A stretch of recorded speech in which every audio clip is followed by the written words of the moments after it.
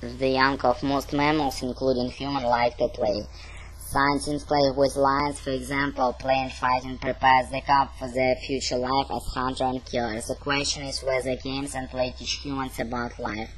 Many people believe that games accustom the player to life skills such as perseverance and competitiveness. However, I disagree with the title statement because I consider games to be mainly for children. In childhood, we do not have responsibility for the world. The child is always eager to grow up, to become a year older, reach the legal age of an adult. Children find happiness in games by pretending to be an adult in the real world.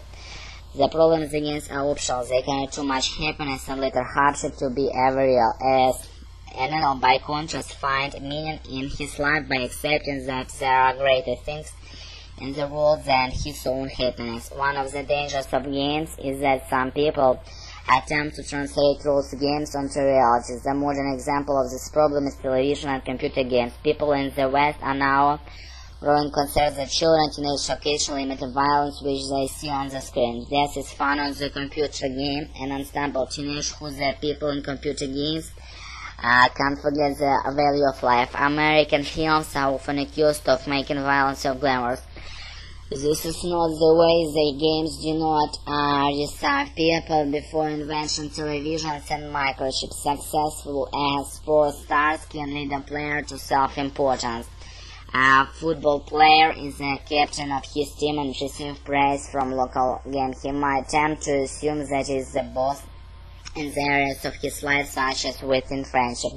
Also, he might be surprised to find that sport is simply not important. Finally, gambling should be mentioned as a dangerous game. Also, gambling and the exemption of last example features of many cultures. A selfish gambler can neglect his financial duties toward his family.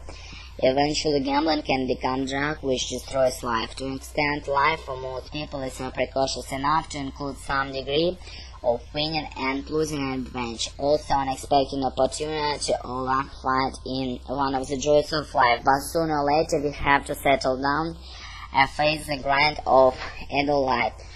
Too many people have indulged in games and have fun in good games at some point in their lives.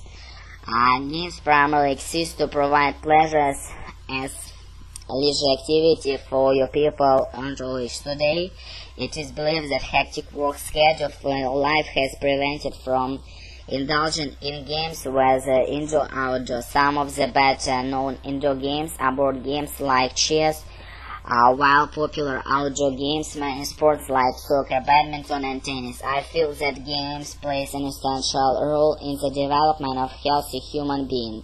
An example of an indoor game which I think is excellent, chess. Chess is a game enjoyed by many adults because the challenge represents one's mind and his intelligence to defeat his opponents. To many, they feel that exercising the mind with indulgence the games promotes intelligence of the individual because triggers the mind to think and constantly questions. Репетиторы по скайпу.